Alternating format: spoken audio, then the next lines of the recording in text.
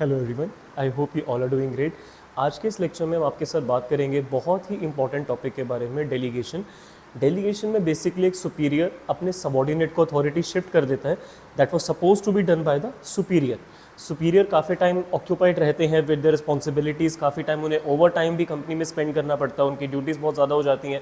So in those cases they may shift their work to their juniors and this process is said to be delegation. Example से understand करते हैं कि एक sales manager को let's suppose organisation में कुछ file prepare करनी थी और उनके पास टाइम नहीं था क्लाइंट के साथ जाके मीटिंग में सेल्स फाइनलाइज करने का, तो उन्होंने अपने असिस्टेंट को ये काम दे दिया कि आप जाके इस मीटिंग को फाइनलाइज कर दो, आप हो सके तो डील को मेरी तरफ से फाइनलाइज करके आ जाओ, because I will be occupied in some work that I have to prepare the file.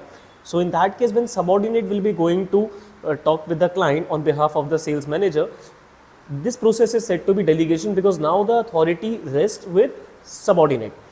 Superior ने अपनी अथॉरिटी किसको डेलीगेट कर दी? सबॉर्डिनेट को. पर अगर डील फाइनलाइज नहीं हुई तो इसके लिए रिस्पॉन्सिबिलिटी कौन लेगा?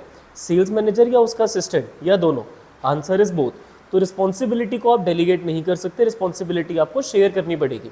एंड थर्डली, आंसरेबिलिटी कंपनी के ओनर को कौन देगा? Sales manager. बिकॉज अथॉरिटी आपकी थी जो आपने डेलीगेट कर दी. Authority can be delegated to the subordinate. Authority is the right to perform the task, is the right to give command. Authority का मतलब होता है आपके पास कमांड देने का पावर है, आपको पास अथॉरिटी है काम करने की. रिस्पॉन्सिबिलिटी होती है ऑब्लिगेशन की, आपको काम कंप्लीट करना है. आंसरेबिलिटी या अकाउंटेबिलिटी होती है your answer in case the work is not getting completed on time or before time. So in these scenarios you just saw कि अथॉरिटी को पूरी तरीके से शिफ्ट करा जा सकता है सबॉर्डिनेट्स के ऊपर, रिस्पॉन्सिबिलिटी को शेयर करा जा सकता है. Complete transfer, complete delegation responsibility में पॉसिबल नहीं है. एंड अकाउंटेबिलिटी में बिल्कुल भी डेलीगेशन पॉसिबल नहीं है. आंसरेबिलिटी उसी की रहेगी जिसकी मेन अथॉरिटी थी. So with this I hope you have understood the concept of delegation.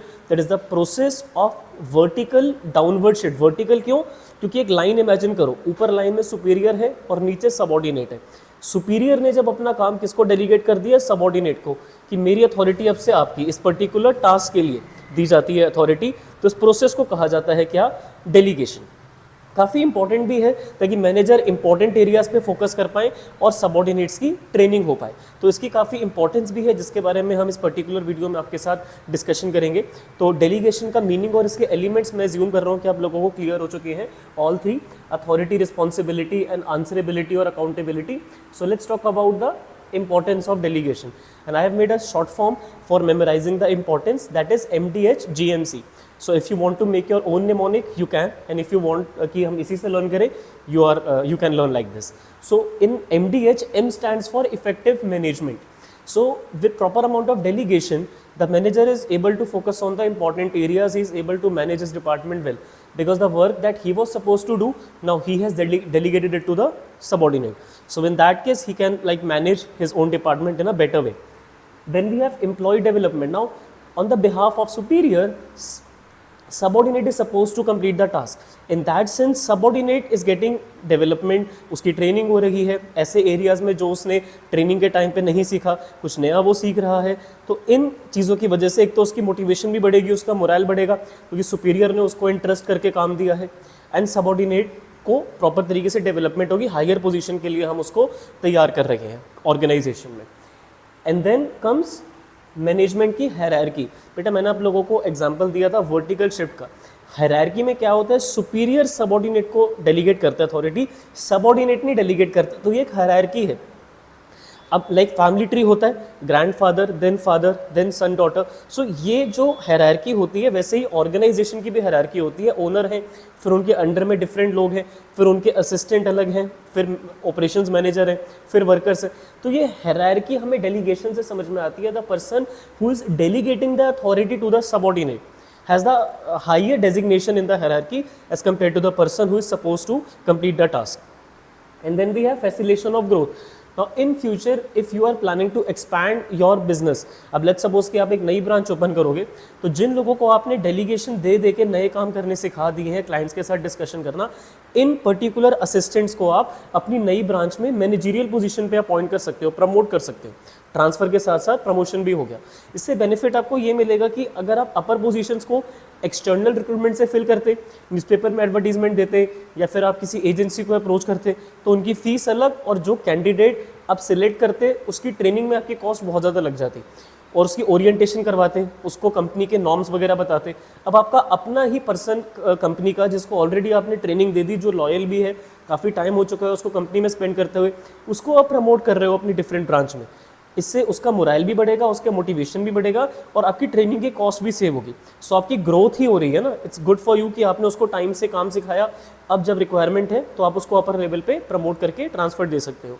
And then we have, अच्छा इसमें एक बात और भी आई है कि ऐसे डिपार्टमेंट जहाँ पर आपकी वर्कफोर्स रेडीली ट्रेंड है, they can be transfer to somewhere जहाँ पर आपको स्टाफ की रिक्वायरमेंट है। लाइक आपको कोई नया प्रोडक्ट आप एंटायरली लॉन्च कर रहे हो, but your production sales assistants are ready for taking the higher level jobs, तो आप उनको नए प्रोडक्ट लाइन में भी शिफ्ट कर सकते हो, because they have been delegated authority multiple times and they have been trained in diverse areas. And then we have motivation of employees. घर में जनरली जब पेरेंट्स आपको कोई ऐसा काम करने के लिए देते हैं जो आपने पहले उनकी नज़रों में नहीं करा, कि ले बेटा कार आज टू ड्राइव कर ले बेटा बाइक आज टू ड्राइव कर ले, you have the licence, you have everything, but आपने उनके साथ कभी ट्रैवल नहीं करा। Now they are giving you the responsibility, इससे आपकी मोटिवेशन बढ़ेगी, आपका मोरल बढ़ेगा। सिमिलरली एक क्लास में टीचर अगर किसी बच्चे को बोलता है कि बेटा ये वाले अटेंडेंस आप ले लो आज, या फिर टेस्ट के मार्क्स टोटल आप कर दो रिकॉर्ड, तो इससे बच्चों का मोरल बढ़ेगा। इन सिमिलर टू दैट एक ऑर्गेनाइजेशन में जब सुपीरियर अपने सबऑर्डिनेट को कोई काम करने के लिए बोलते हैं कि आप मेरी जगह ये वाला काम कर लो, तो एम्प्लॉय को थोड़ी सी सुपीरियरिटी फील होती है कि बॉस ने मुझे इंटरेस्ट करा है काम देके, तो मुझे उनकी रिस्पॉन्सिबिलिटी को फुलफिल करना है, मैं ऑब्लिगेटेड हूँ काम पूरा करने के लिए। And then better coordination. See when manager is free from most of the duties because he has already delegated some of the parts to the subordinate, तो उस सिचुएशन में बेटर ये हो सकता है कि वो बाकी डिपार्टमेंट के साथ इजीली कोऑर्डिनेट कर पाएगा, sales, finance, marketing, HR, because he is already working on the important areas, और जो एरियाज वो आगे डेलीगेट कर सकता था वो उसने आगे डेलीगेट कर दिए अपने जूनियर्स को। Now he has the time to coordinate and sit with other departmental managers. So coordination better इसीलिए हो पाता है बिकॉज वो ऑलरेडी फ्री है फ्रॉम द ड्यूटीज़ जो उसके लिए इतनी ज़्यादा इंपॉर्टेंट नहीं थी। इसलिए तो असिस्टेंट्स होते हैं, जो मेन काम है वो आप उनको डेलीगेट कर पाओ। So that's why duties overlap नहीं होती, क्योंकि आपने मेन काम खुद रखा हुआ है और जो एडिशनल था जिसमें सबऑर्डिनेट हैंडल कर सकता था आपने उसको वो काम डेलीगेट कर दिया। ऐसी क्लैरिटी जब रहती है रिलेशनशिप में वर्किंग के, तो अल्टीमेटली कोऑर्डिनेशन और अच्छा होता है। So these are the importance why delegation is very necessary in the organisation. MDH GMC से हमने इसको याद रखा था, M से था इफेक्टिव मैनेजमेंट रहता है डेलीगेशन की वजह से, देन इसमें बेटा D से था डेवलपमेंट हो रही है एम्प्लॉय की, फाइन, एंड देन इसमें H से आता है हायरार्की मैनेजमेंट की क्लैरिटी में आती है जब सुपीरियर सबऑर्डिनेट को कोई काम डेलीगेट करके देता है।